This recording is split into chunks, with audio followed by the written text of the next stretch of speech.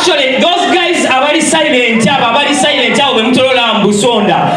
They are the best guys. Omanyi abasajja babatewana. Istegera tebewana. Ne wabakwana gamba no. It's okay. It's okay. I can give you time, eh? Can give you time. Bakubana abewana.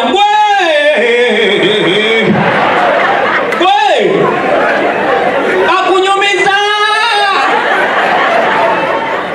Nze Juma. Yoga cheche antumi obusiramu. Juma. Sakamu size.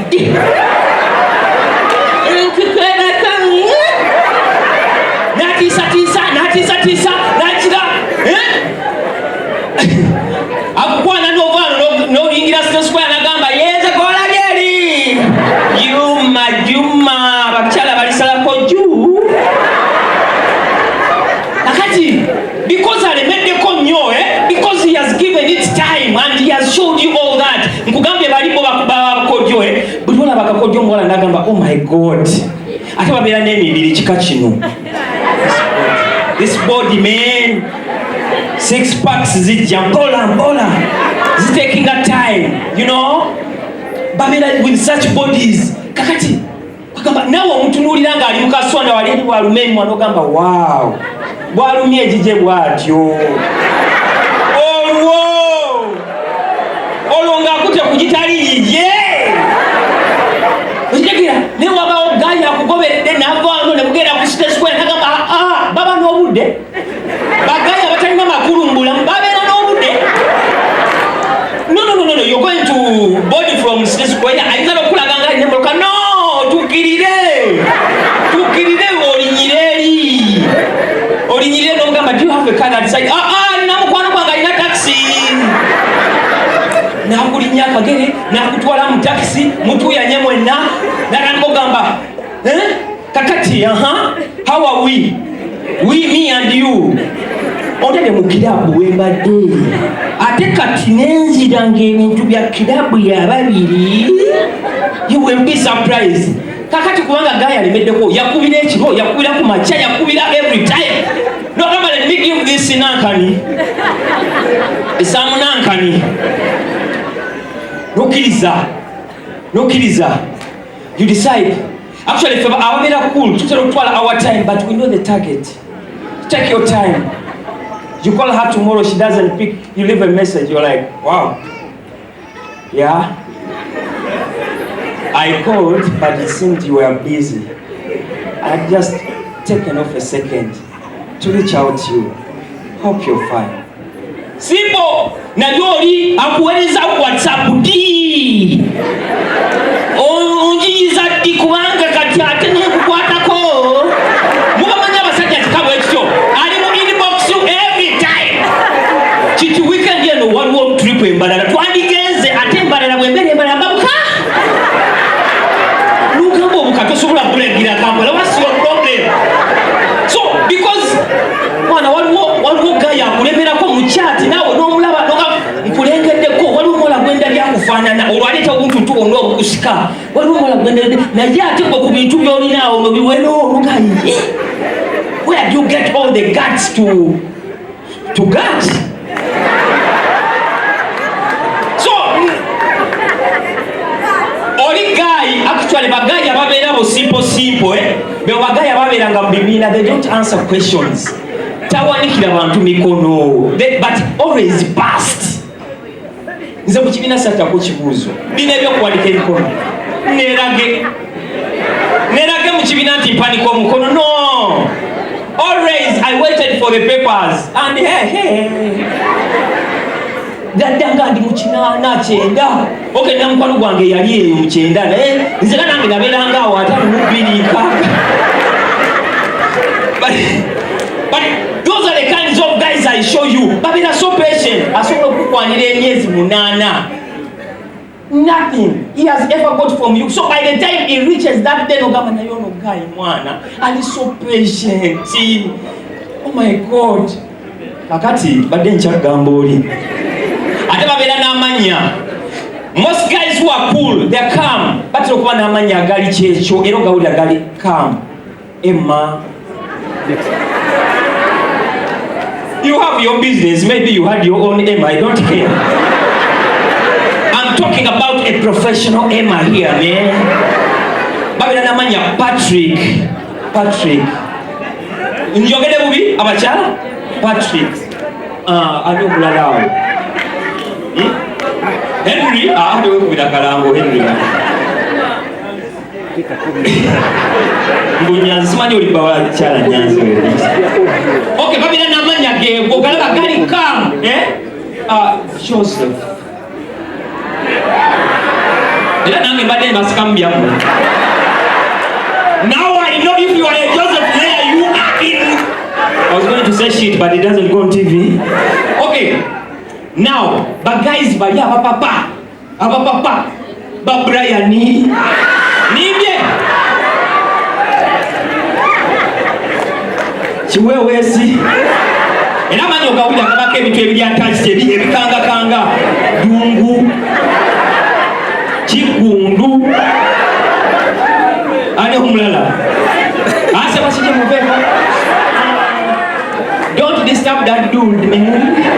So nkubulira amanya chiketu kati nawe ne wali no gamba no, this time let me just give him. Ati baba ne universities bavavako abana bemakenda basinga bali byeyo bakwewaga nnyo bobo yagala omulenzi lanali come for bali ku moves. So because we take slow, it's like business. We are economically, strategically. Mwongere ekigambo ekidako kakati. Neba nabapa kuka ayu nsamizi. So no kama guy come with time. No more opportunity. You give a guy an opportunity. No kama today they were gracious. It is your time. I'm going to give what you've been looking for. Bulichi mbambi ba papa. Nebo mtwale waka. The first day we go, it don't know like baba kuka. Now, this is a sensitive issue, but it is today mu Uganda. Eno issue gyenjogerako nkulu ya mulamwa. So ye muntu gwotuuka muki awaka bali abasajja abali simple nebo wa mutute waka nebo ba his hosting here at his place asoka nakuwa yako okunywa olagamba ya it's okay Harriet, you can take a drink. Nagenda mu kisenga alinga atabibe nako nakoleka mudiro bolaba telemundo bolaba NBS comedy files show bolaba everything that's good bolaba ko katuni no tukakusando gamba it's 10 p.m. I want to go. Naga no, don't worry, there is security out there. I will drop you if you no bila sukamu mikono jino gamba oh my god what a dude kwa ebintu byona ba mutelemundo nga Alejandro ne Masando bakola omulenzi byakuletedde Emma. Wow. Don't worry, I will drop you, I will do anything, I will make you come. No come out, yeah. No.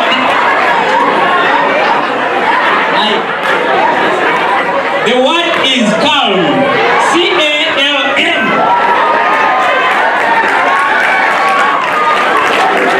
Omani sometimes accent you again which medicament which you come with. So like it makes you feel so comfortable. No gamba yeah, and chances are high you're going to end up Osleyo because like Ogamba, if he has managed to let me watch Telemundo, don't you think he will let me sleep in there and there won't be anything? No falling for it. Natural takwata unagamba it's okay, good night. Omani kuna good night wewe good night, it's okay neyeba kana tunule. Ogamba what? Who does that? What the hell? Kumbe yechiro. Olozaga yeba sete yeba. Which guy sleeps in Wamani there is and you are and you think you will sleep parallel and perpendicular? No way! There should be a logarithmic. Njikosa senza esimanchi chidako kuchireke. talking about. That's the kind of guy ajogamba. Oja kubanga nawe weta kulugamba naye guy John. Ate in most cases abachala bebaka. Naye guy asigala gamba because there is a leader of opposition who is trying to oppose the motion of facing this side and the other party faces this side. So the leader of opposition is like, we want change. And in your mind you're like, not this time, maybe another Chisanja. Like there is a lot running, but maybe. Kakati. Maybe oyinza okukwekanga nga muzukuse in the morning. Just starting to chat. In the morning you're like, wow, wow, how was night? It was fine, but it is never was fine. The truth is there was something missing. But maybe one day you accept even the way he will handle you is systematic. He will handle you like a computer circuit. When you reach you face to face and that day you have decided, he will go up from up, mouth to mouth, slowly down.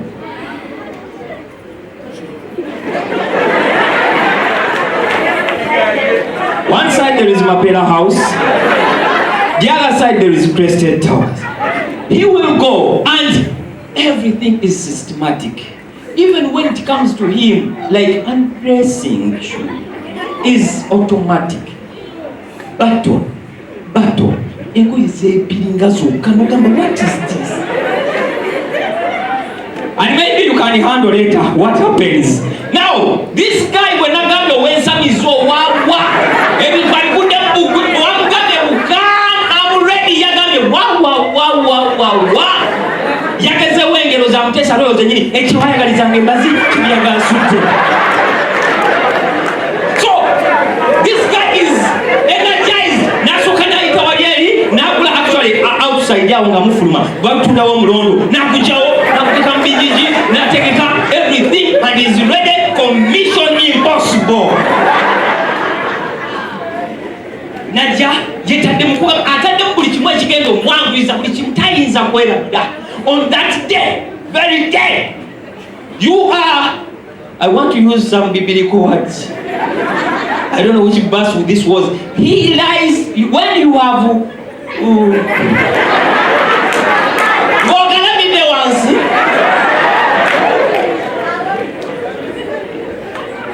natandika okulanga obubadi omanyipo baba babadi nokwata ajukira bye yagamba nasoka tekama oluyimba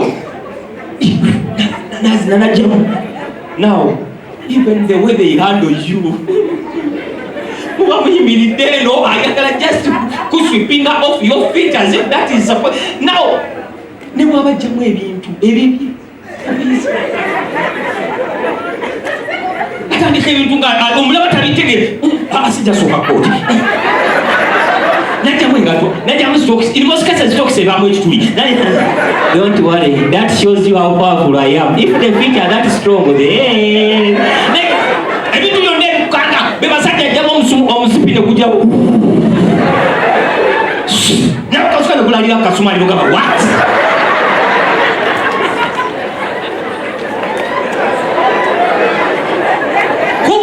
kumwa munda hali yetu unotandika isn't this game over? Buli kimwacho achogera akiramiriza bodyguard from Beijing empale na kasuka nira mkambo nojanga jira beba sajja boxaji komya wanagamba wait here I come ninga tuyanyenyo. But at the end of the day, if it so happened, mwala waka nakapidi akabade one of the TV stations ngabalaga what happened. Omanya abantu abambade ku video buno obwagundi what Nyans did. Abantu nayo twade tulabirala. Mwala de this video bana bagenze mu lodge and nobody made them. Did you see that news? How far that you have to go to a journey that you can't come back home. Seriously, just imagine. Banange situation yo yombi musajja munange jikube mwaka fana ni banange ngekutuso. Oli mulogi obadde wano obudde weewaana ensolo ku kizigo kweri. Mukama n'akuvaamu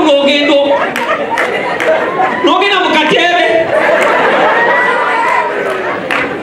Now what is amazing about that I saw it later kuba mwaka fana ningamba Ssebakigye weesonyiwe.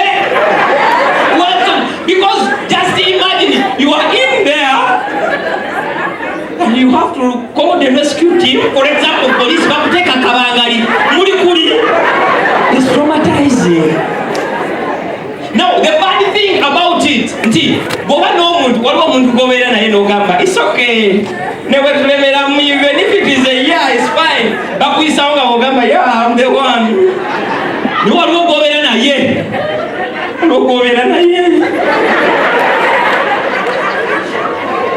otandika obirowoozamu katulemeremu